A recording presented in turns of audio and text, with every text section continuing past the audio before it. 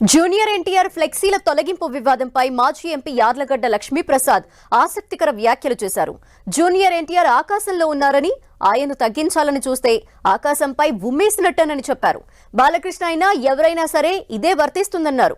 Junior NTR ఎదుగుదలలో Balakrishna సహా ఎవరి ప్రమేయం లేదన్నారు. ఆయన జూనియర్ ఎన్టీఆర్ ఎదుగుదలకు ఆయన తల్లే కారణమన్నారు. అతను ఆకాశంలో ఉన్నాడు.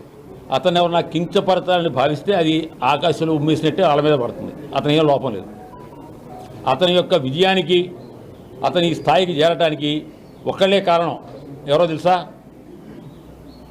వారి తల్లి శాలిని. జూనియర్ ఎన్టీఆర్ యొక్క మదరు శాలిని గారు. అతను ఆ కుర్రాడు ఆ స్థాయికి ఎదగడానికి ఆవిడ తన జీవితానంతా పడంగా విడి పెంచింది. శివాజీని జిజియాబాయి ఎట్లా పెంచిందో అట్లా శాలిని గారు ఆ కుర్రాడికి స్థాయి రావడానికి చేసింది. వాడు కూడా ఆకాశంలో ఉన్నాడు. వాడు ఫ్లెక్సీ తీస్తే ఇలాగ అరిగిపోద్ది.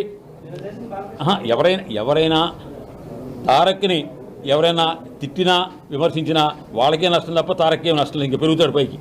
ఇటు ఏపీ సీఎం జగన్ పైన ఆసక్తికర వ్యాఖ్యలు చేశారు యార్లగడ్డ. వైఎస్ జగన్ హీరో అంటూ ప్రశంసించారు. జగన్ విజయాలకు అపజయాలకు ఆయనదే బాధ్యత అన్నారని, అలాంటి గట్స్ దేశంలో ఏ నేతకు లేవన్నారు. ఒక పిచ్చి కేసులు పెట్టి జైల్లో పెట్టారు. 16 నెలలు బెయిల్ రాకుండా చేశారు. అయినా జైల్లో ఉండి పార్టీ నడిపాడు, పేపర్ నడిపాడు, ఛానల్ నడిపాడు, వ్యాపారాలు నడిపాడు.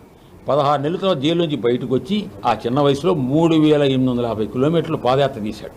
చేసి 151 మంది ఎమ్మెల్యేలని 20 మంది ఎంపీలని గెలిపించారు సింగిల్ హ్యాండెడ్గా.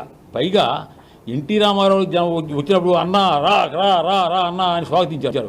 పాపం ఈ జగన్మోహన్ రెడ్డి గారు వెళ్తే దొంగ అని పడ్డారు. పిచ్చి రాతలు రాసి 1,00,000 కోట్లు పోతుంది. 1,00,000 కోట్లే 1,00,000 కోట్లు ఆయనే చెప్పాడు. జడ్జి లక్ష్మణ్ గారు చెప్పాడు అది 1,100 కోట్లు వ్యవహారం కేసు అని.